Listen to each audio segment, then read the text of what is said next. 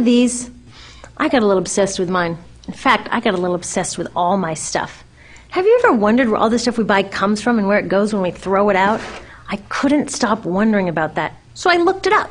And what the textbook said is that stuff moves through a system from extraction to production to distribution to consumption to disposal. All together, it's called the materials economy. Well, I looked into it a little bit more. In fact, I spent 10 years traveling the world, tracking where our stuff comes from and where it goes. And you know what I found out? That is not the whole story. There is a lot missing from this explanation. For one thing, this system looks like it's fine. No problem. But the truth is, it's a system in crisis. And the reason it's a system in crisis is it's a linear system and we live on a finite planet. And you cannot run a linear system on a finite planet indefinitely. Every step along the way, this system is interacting with the real world. In real life, it's not happening on a blank white page. It's interacting with societies, cultures, economies, the environment.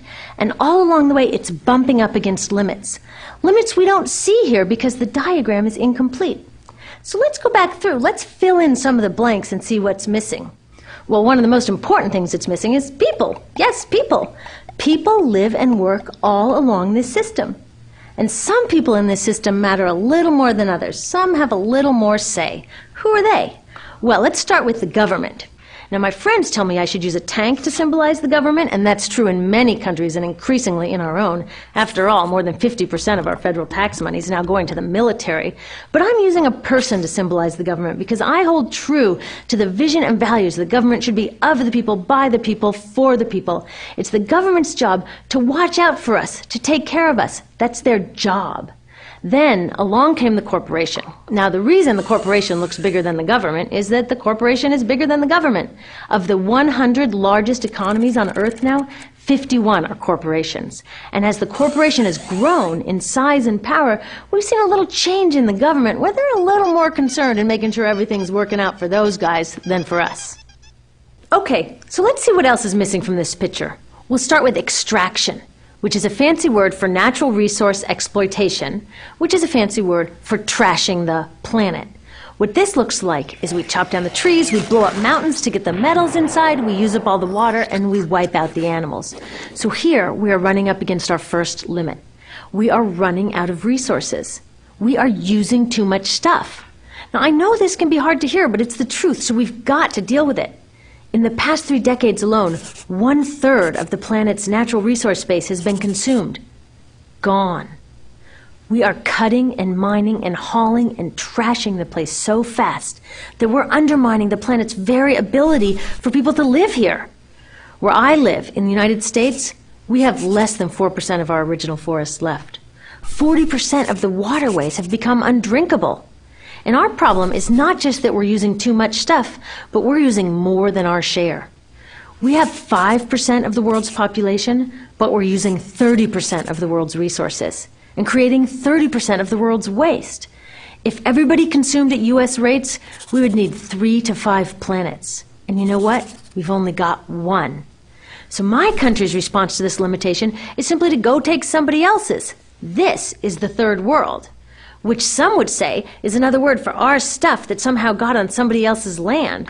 So what does that look like? The same thing, trashing the place. 75% of global fisheries now are fished at or beyond capacity. 80% of the planet's original forests are gone. In the Amazon alone, we're losing 2,000 trees a minute. That is 7 football fields a minute. And what about the people who live here? Well, according to these guys, they don't own these resources, even if they've been living there for generations. They don't own the means of production, and they're not buying a lot of stuff. And in this system, if you don't own or buy a lot of stuff, you don't have value. So next, the materials move to production. And what happens there is we use energy to mix toxic chemicals in with the natural resources to make toxic contaminated products. There are over 100,000 synthetic chemicals in use in commerce today. Only a handful of them have even been tested for health impacts, and none have been tested for synergistic health impacts. That means when they interact with all the other chemicals we're exposed to every day. So we don't know the full impact on health and the environment of all these toxic chemicals, but we do know one thing. Toxics in, toxics out. As long as we keep putting toxics into our industrial production systems, we're going to keep getting toxics in the stuff that we bring into our homes and workplaces and schools, and our bodies. Like BFRs, brominated flame retardants, they're a chemical that make things more fireproof, but they are super toxic. They're a neurotoxin. That means toxic to the brain. What are we even doing using a chemical like this? Yet we put it in our computers, our appliances, couches, mattresses, even some pillows. In fact, we take our pillows, we douse them in a neurotoxin, then we bring them home and put our heads on them for 8 hours a night to sleep.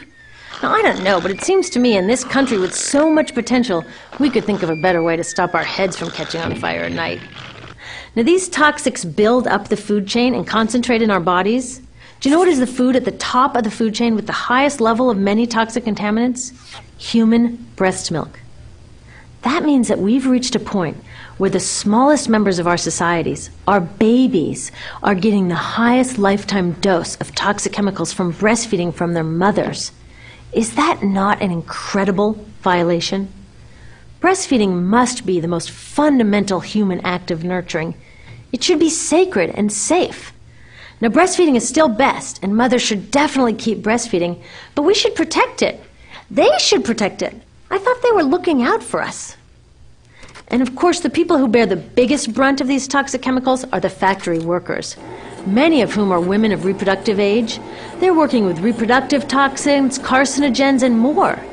Now I ask you, what kind of woman of reproductive age would work in a job exposed to reproductive toxins except for a woman with no other option? And that's one of the beauties of this system. The erosion of local environments and economies here ensures a constant supply of people with no other option. Globally, 200,000 people a day are moving from environments that have sustained them for generations into cities, many to live in slums, looking for work, no matter how toxic that work may be. So you see, it's not just resources that are wasted along this system, but people too. Whole communities get wasted. Yep, toxics in, toxics out. A lot of the toxics leave the factories in products, but even more leave as byproducts or pollution. And it's a lot of pollution. In the U.S., our industry admits to releasing over 4 billion pounds of toxic chemicals a year. And it's probably a lot more because that's only what they admit. So that's another limit, because yuck, who wants to look at and smell 4 billion pounds of toxic chemicals a year? So what do? Move the dirty factories overseas, pollute someone else's land.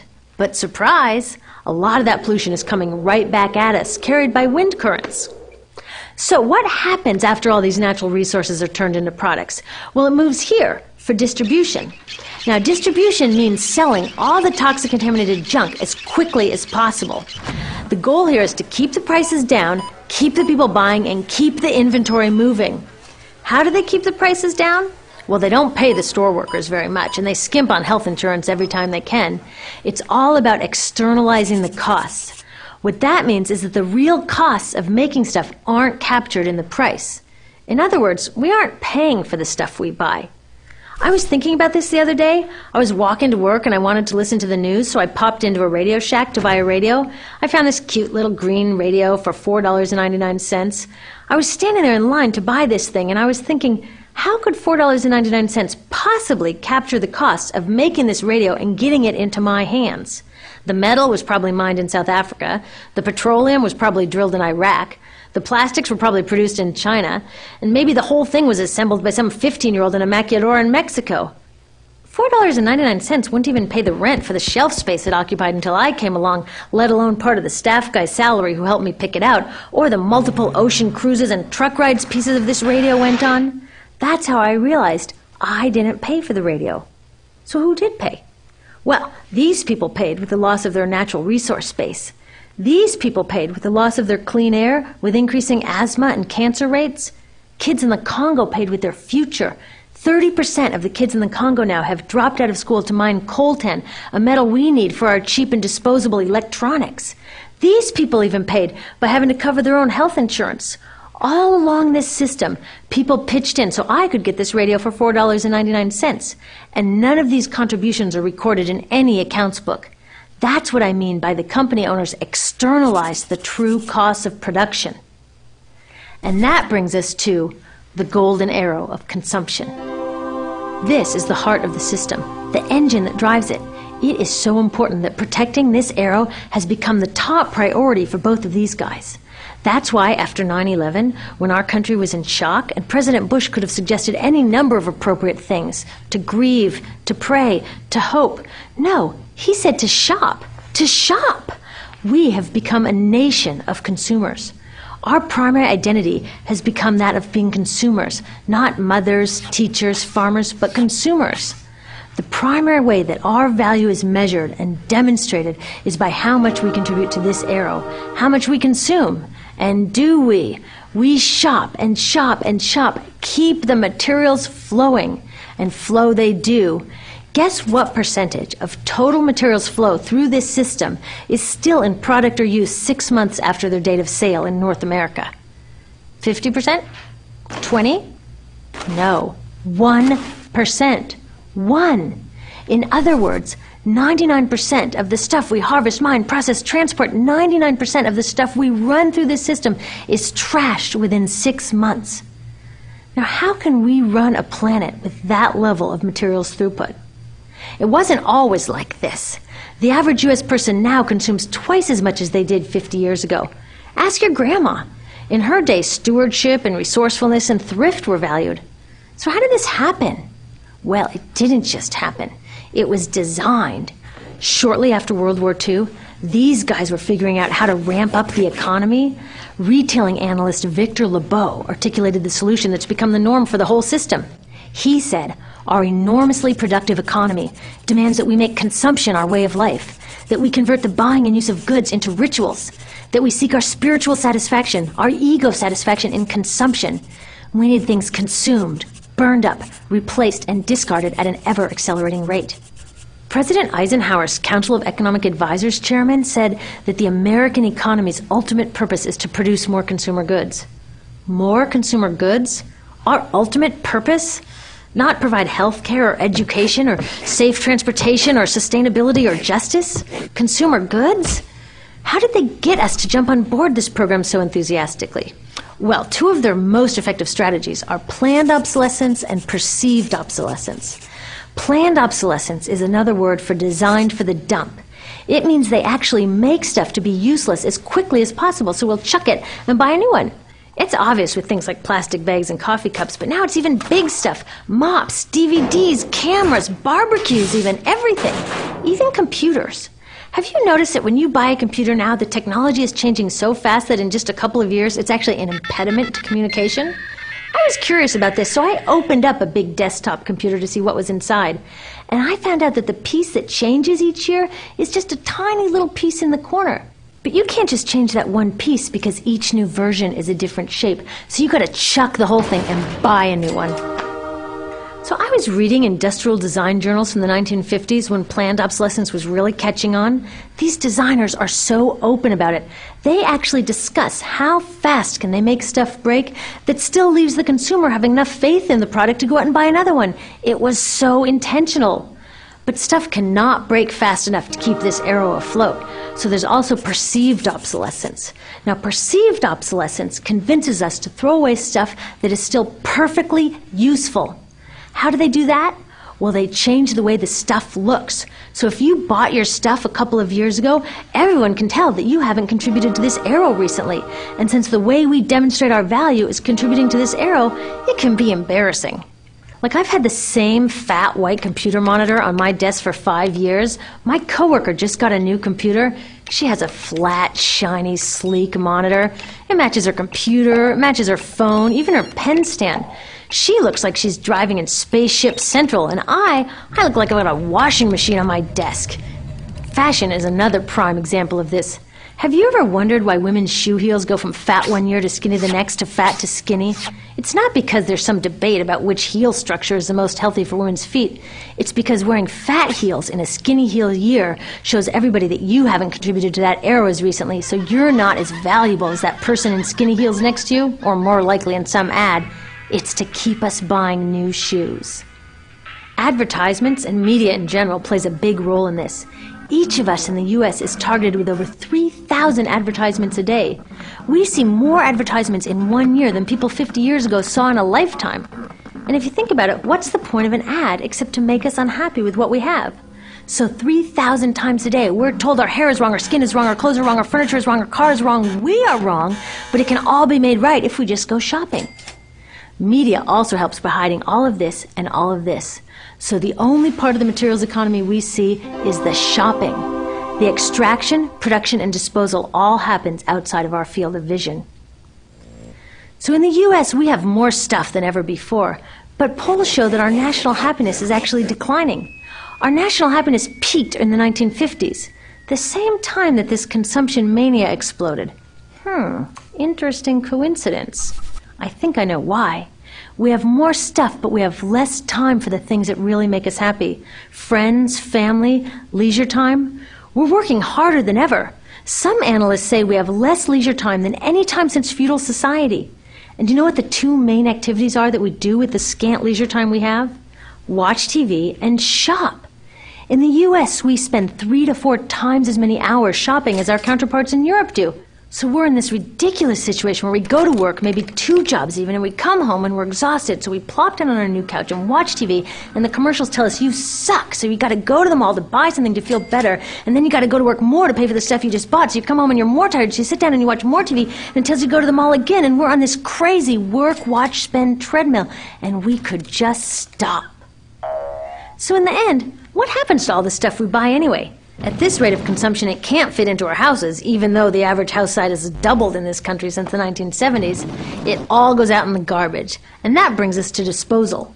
This is the part of the materials economy we all know the most because we have to haul the junk out to the curb ourselves. Each of us in the United States makes 4.5 pounds of garbage a day. That's twice what we each made 30 years ago. All of this garbage either gets dumped in a landfill, which is just a big hole in the ground, or if you're really unlucky, first it's burned in an incinerator and then dumped in the landfill. Either way, they both pollute the air, land, water, and don't forget, change the climate. Incineration is really bad. Remember those toxics back in the production stage? Well, burning the garbage releases the toxics up into the air. Even worse, it makes new super toxics, like dioxin. Dioxin is the most toxic man-made substance known to science, and incinerators are the #1 toxin.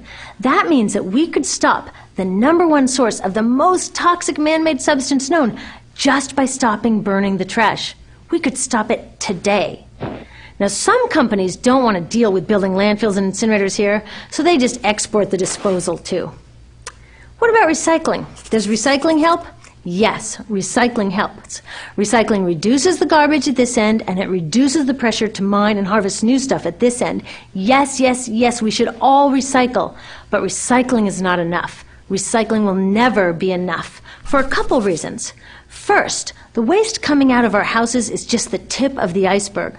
For every 1 garbage can of waste you put out on the curb, 70 garbage cans of waste were made upstream just to make the junk in that 1 garbage can you put out on the curb. So even if we could recycle 100% of the waste coming out of our households, it doesn't get to the core of the problems. Also, much of the garbage can't be recycled, either because it contains too many toxics or it's designed not to be recyclable in the first place. Like those juice packs, where they have layers of metal and paper and plastic all smushed together, you can never separate those for true recycling. So you see, it is a system in crisis. All along the way, we are bumping up against limits. From changing climate to declining happiness, it's just not working. But the good thing about such an all-pervasive problem is that there are so many points of intervention. There are people working here on saving forests and here on clean production, people working on labor rights and fair trade and conscious consuming and blocking landfills and incinerators, and very importantly, on taking back our government so that it really is by the people and for the people. All of this work is critically important, but things are really going to start moving when we see the connections, when we see the big picture. When people along this system get united, we can reclaim and transform this linear system into something new, a system that doesn't waste resources or people.